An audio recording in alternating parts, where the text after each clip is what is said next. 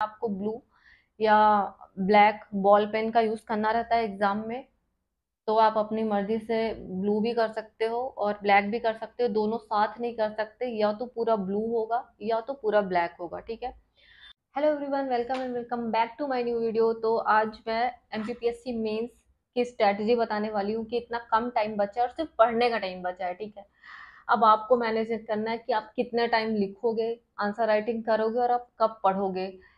और पढ़ना भी जरूरी है क्योंकि तभी लिख पाओगे, और लिखना भी जरूरी है क्योंकि तभी पास हो पाओगे। तो सारी चीजें इंटरकनेक्टेड है। तो मैं आपको बताऊंगी कि इसमें सिलेबस को हम कम ज्यादा नहीं कर सकते। पढ़ना एक एक लाइन है, कुछ भी छोड़ना नहीं है, लेकिन हाँ स्मार्ट कर सकते हैं, स्मार्ट तरीके से कंप्लीट कर सकते हैं सिलेबस। ठीक है। तो कैसे करना है, स्टार्ट करते हैं। ये वीडियो पहले आने वाला था, बट वीडियो मैंने बनाया था, टेक्निकल ग्लिच के कारण वो अपलोड नहीं हो पाया और बहुत सारी प्रॉब्लम आ गई थी। तो फिर मैंने फिर नेक्स्ट फिर से बना रही हूँ।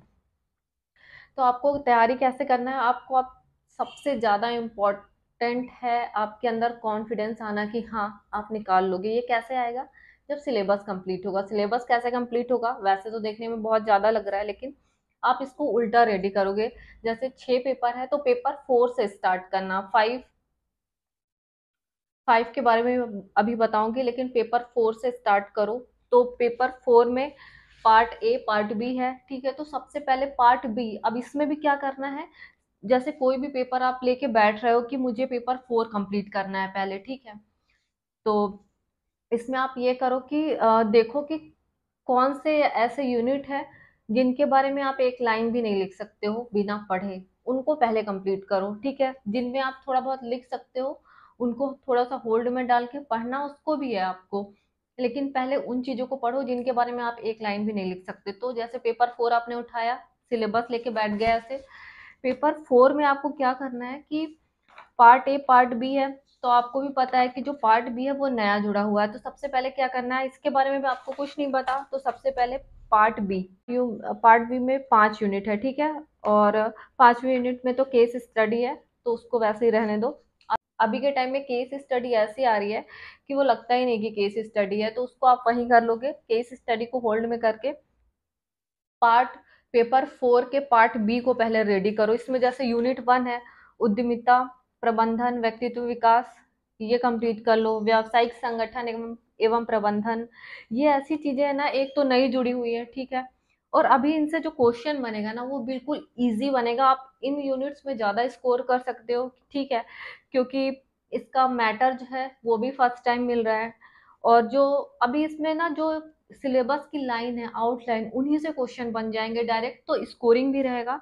तो सबसे पहले पेपर 4 में पार्ट बी आप कंप्लीट करो सारी चीजें, इसके बाद आप स्विच करो पार्ट ए में। पेपर 4 के पार्ट ए में भी आपको सबसे ज्यादा फोकस किस में करना है, थिंकर में करना है। ठीक है। जो दार्शनिक है उनको कंप्लीट करने के बाद फिर यूनिट 3 करो, यूनिट 2 कर लो, तो पेपर 4 एक कंप्लीट हो जाएगा। तो आपको एक कॉन्फिडेंस आएगा कि चलो, और ये जल्दी भी कंप्लीट हो जाएगा। इसके बाद आपको क्या करना है, हिंदी पेपर 5 में आते हैं। पेपर 5 में आपको क्या करना है, हिंदी डेली सुबह 2 घंटे या 1.5 घंटे वो डेली पढ़ना है आपको। ठीक है। आपको पता भी नहीं चलेगा।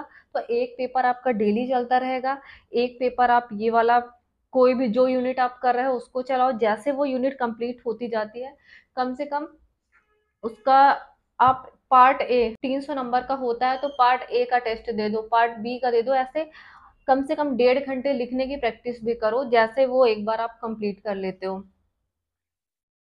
इसके बाद पेपर 5 हो गया। ठीक है।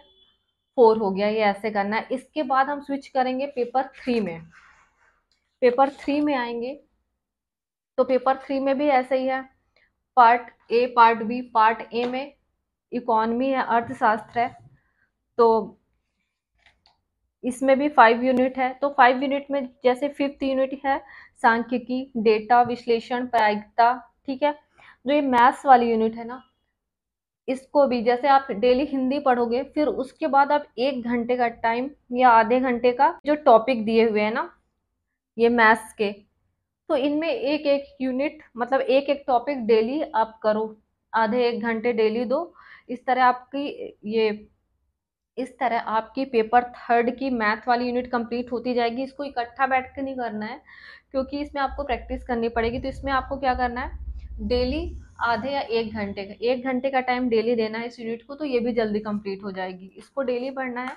जब आप साइंस पढ़ोगे तो पार्ट ए में इकोनॉमी है, तो इकोनॉमी अच्छे से कर लो, ये आपको करना ही पड़ेगा। पार्ट बी में सबसे ज़्यादा फोकस, जैसे कंप्यूटर में फोकस कर लो। यूनिट थर्ड में जो आयुष वाली है उसमें फोकस कर लो। यूनिट फोर है, इसमें भी योजनाएं वगैरह है, ठीक है, ये सब कंप्लीट कर लो। यूनिट फाइव में पर्यावरण और ये सब कुछ है, भारतीय परंपरा संस्कृति, मतलब इन्वायरमेंट से रिलेटेड है तो ये।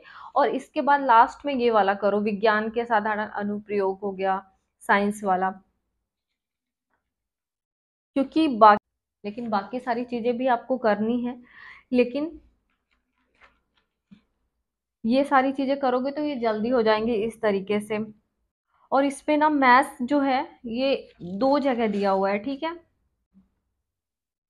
हाँ, पेपर थर्ड में मैथ्स जो है 2 जगह दिया हुआ है। एक तो यूनिट थर्ड के पार्ट ए में भी है, यूनिट 5 वाला, और उसके बाद जो पार्ट बी में विज्ञान तकनीकी और जन स्वास्थ्य है, इसमें भी, कंप्यूटर वाले में भी है, इसमें भी आपको प्योर मैथ्स पढ़नी है, ठीक है। लाभ हानि प्रतिशत, साधारण चक्रवृद्धि, तो ये सब भी। तो आपको मैथ्स के लिए अलग से अपने टॉपिक लिख के चिपका लो कि ये टॉपिक करने हैं, और इनको डेली सुबह 1 घंटे टाइम, 1 घंटे हिंदी को, 1 डेढ़ घंटे या 2 घंटे हिंदी को, और इसके साथ 1 घंटे मैथ्स को दो। तो ये ऐसे चलता रहेगा और ये ऐसे ही कंप्लीट होगा। और इसके बाद फिर थर्ड पेपर होने के बाद आप आओगे, सबसे लास्ट में आपको पेपर फर्स्ट पढ़ना है। क्योंकि पेपर जो फर्स्ट है उसमें मोस्टली सारी चीजें ऐसी हैं कि आप कर लोगे, ठीक है, वो बहुत ही जल्दी कंप्लीट हो जाएगा। बिल्कुल भी ऐसा सिलेबस नहीं है कि ना कंप्लीट हो। पेपर सेकंड में पहला पार्ट ए में पॉलिटी है। इसमें आधी से ज्यादा चीजें तो आपसे पहले से बनती है, बस आपको एक बहुत जल्दी से रीडिंग लगानी है, सब कुछ बनता है इसमें। यूनिट पेपर टू के पार्ट ए के यूनिट 5 को आपको मेन फोकस करना है, जो एमपी वाली यूनिट है, ठीक है। मध्य प्रदेश का प्रशासन है, सचिवालय है, मुख्य सचिव है, इसको बहुत अच्छे से रेडी करना है। क्योंकि अगर इससे क्वेश्चन आता है और आप इसको बहुत अच्छे से अटेम्प्ट करते हैं तो आपको बहुत अच्छे नंबर मिलेंगे, ठीक है। और बाकी जो पॉलिटी वाला है, इन सब में जनरलाइज नंबर मिलते हैं, क्योंकि जनरली सब कोई लिखता है और सेम अच्छा ही लिखते हैं। फिर आते हैं पेपर टू के पार्ट बी में, इसमें समाज शास्त्र है, ठीक है। तो ये पेपर भी आपको काफी अच्छे से रेडी करना है, बहुत अच्छे से रेडी करना पड़ेगा इसको भी। क्योंकि इसमें ऐसा है कि अगर आप अच्छा लिखोगे ना तो आपको पूरे नंबर काफी अच्छे से मिल जाएंगे। और टफ नहीं है, पर आपको कंप्लीट करना पड़ेगा एक एक चीज, इस तरह से। अब आते हैं पेपर फर्स्ट में है हिस्ट्री है पार्ट ए में, पार्ट बी में ज्योग्राफी है। तो इसमें मेन फोकस क्या करना है, यूनिट 5 से स्टार्ट करना है आपको। सबसे पहले पूरी रियासतें और उनके जो इम्पोर्टेंट राजा है वो तैयार कर लेना, उनका स्ट्रक्चर, मैप में उनकी लोकेशन क्या है, ये सब कुछ मैप ऐड करना है आपको 7 मार्कर में और 10 मार्कर में भी, ठीक है। तो यूनिट 5 पहले रेडी करना है। फिर इसके बाद यूनिट 4 में एमपी से रिलेटेड है, ठीक है। मध्य प्रदेश के संदर्भ में सब कुछ पढ़ना है, जनरली आपने प्री में पढ़ा ही होगा काफी टाइम। तो ये आपका ऑलरेडी रेडी है, बस इसकी फ्रेमिंग करनी है आपको कि अगर इससे क्वेश्चन आएगा तो आपने पढ़ा तो है ही, लेकिन आप इसको सेट करके कैसे लिखोगे, इससे कैसे क्वेश्चन बन सकते हैं, और इन सब से प्रीवियस ईयर में कैसे क्वेश्चन आए हैं उनको भी देखना है आपको। फिर इसके बाद आपको इस पे फोकस करना है। जैसे ये यूनिट थ्री में ब्रिटिश शासन का भारतीय अर्थव्यवस्था पर, ये भी बहुत इजी है, ठीक है। भारतीय पुनः जागरण, ये सारी यूनिट जो मैं आपको बता रही हूँ ये टाइम बहुत कम लेंगी, और आपका हिस्ट्री सब्जेक्ट बहुत जल्दी कंप्लीट हो जाएगा। यूनिट 5 करना है, यूनिट 4 करना है, यूनिट थर्ड करना है, यहाँ तक बहुत ही कम है, इजी है और आपसे बहुत जल्दी हो जाएगा और आपको पहले से भी आता है। अब आते हैं यूनिट 2 में। इसमें वंश दिए हुए हैं, तो इनके बारे में थोड़ा थोड़ा तो आपको काफी कुछ पता ही है, लेकिन और अच्छे से आप पॉइंट को अरेंज कर सकते हैं कि अगर 10 नंबर में लिखने को आ गया तो आप कैसे लिखोगे। तो इसमें बहुत कच्छप घात वंश है, गोंड वंश है, तोमर है, परमार वंश है, तो इनसे कौन सा 10 नंबर का क्वेश्चन बन सकता है, ठीक है। 2 नंबर का क्या आ सकता है 7 मार्कर में, 7 मार्कर एंड 10 मार्कर, इनमें आपको एक ही क्वेश्चन को दोनों हिसाब से रेडी करना पड़ेगा, कि अगर उसको ऐसे रेडी करो कि अगर ये 7 मार्कर में आए, मतलब इतना कंटेंट रेडी रखो कि इसको आप एक पन्ने भी लिख सको, और फिर जब 10 नंबर में आए तो 2 पेज भी अच्छे से लिख सको, ठीक है। फिर यूनिट 1, इसके बाद यूनिट 1 में आना है, ये भी आपकी पढ़ी हुई है, लेकिन इसको भी अच्छे से अरेंज करके सबसे लास्ट में यूनिट 1 करना है। अगर यूनिट 1 पहले करने लग जाओगे तो बहुत टाइम लग जाएगा, तो नीचे से चलना है आपको, कि छोटी यूनिट पहले करना है जो ज़्यादा, मतलब आपको आउटपुट ज़्यादा दे, ठीक है, आपको पढ़ना कम पड़े और आउटपुट ज़्यादा दे, ऐसे यूनिट को आपको ज़्यादा रेडी करना है। करना सब कुछ है, पहले हमारी प्रायोरिटी क्या है, ठीक है। फिर आते हैं ज्योग्राफी में, ज्योग्राफी में भी ऐसा कुछ नहीं है कि जैसे मध्य प्रदेश का भूगोल पहले रेडी कर लो, ये आपका रेडी है, लेकिन अच्छे से फ्रेमिंग कर लो कि आएगा तो आप कितने जबरदस्त तरीके से आंसर लिख सकते हो, ठीक है। यूनिट 5, इसमें भी फर्स्ट यूनिट को छोड़ के सबसे पहले, अगर जैसे आप किसी यूनिट को देख रहे हो या किसी पेपर में देख रहे हो, अगर उसमें कुछ एमपी का है तो एमपी का पहले आपको रेडी करना है, उसके बाद जाना है इंडिया में, ठीक है। फिर इसके बाद एमपी का पहले ज्योग्राफी के ये जितने भी टॉपिक है इनको रेडी करना है, उसके बाद आपदाएं, आपदा रेडी करना है, ये पहले से भी रेडी होगा, लेकिन फिर से आपको अच्छे से करना है क्योंकि अब आपको लिखना है। जनसंख्या वृद्धि हो गया, ये सारी चीजें। इसके बाद फिर यूनिट 3 करना है, ये भी छोटी ही है, ये सब आप भारत में, हाँ इसमें आपको भारत के, इंडिया में तो आप इसमें इंडिया का मैप बना सकते हो, कोई भी क्वेश्चन आए अगर 7 मार्कर में या 10 मार्कर में आता है तो, जैसे वनों को दिखा सकते हो मैप बना के, खनिज को, एनर्जी को दिखा सकते हो कि गैर पारंपरिक ऊर्जा के स्रोत कहाँ कहाँ है, ठीक है। उद्योग दिखा सकते हो, फूड प्रोसेसिंग इंडस्ट्रीज दिखा सकते हो, ये सारी चीजें। इसके बाद आते हैं हम यूनिट 2 में, यूनिट 2 करोगे और फिर उसके बाद यूनिट 1 में आओ सबसे बाद में, ठीक है। भारत का भौतिक स्वरूप और जलवायु, इसमें भी बस जो लिखा है बस उतना ही करना है, उससे ज्यादा कुछ भी नहीं करना है। तो इस तरीके से आप बहुत ही अच्छे से स्ट्रैटेजी बना के, प्लान बना के पढ़ोगे तो आप बहुत जल्दी मेंस कंप्लीट कर लोगे अपना, एक बार तो पढ़ लोगे ऐसे में। और एक बार आप देखो, इतना टाइम तो बचा नहीं है कि आप एक बार पढ़ोगे तो फिर भूल जाओगे और उसके बाद रिवीजन करना पड़ेगा, देखो रिवीजन का टाइम नहीं बचा है। एक बार पढ़ के, एक बार पूरा सिलेबस पढ़ लो और एक बार लिख लो, बस इतना ही काफी है, और उसके बाद फिर लिखने का टाइम ही आ जाएगा मीन्स, तो आप फिर वहीं आपको लिखना पड़ेगा।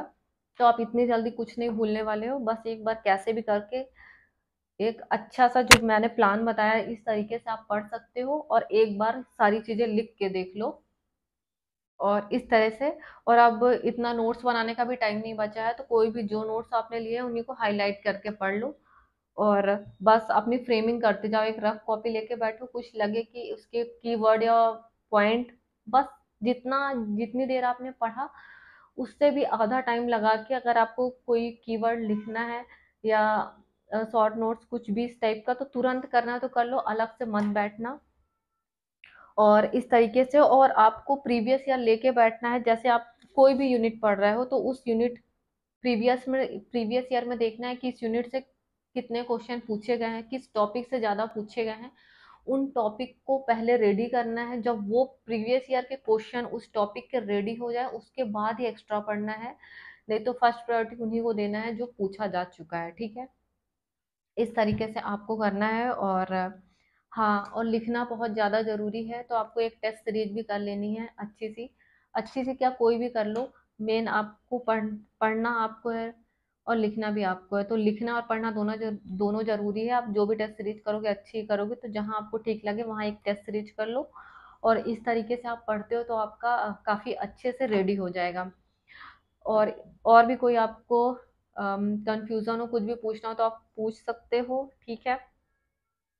और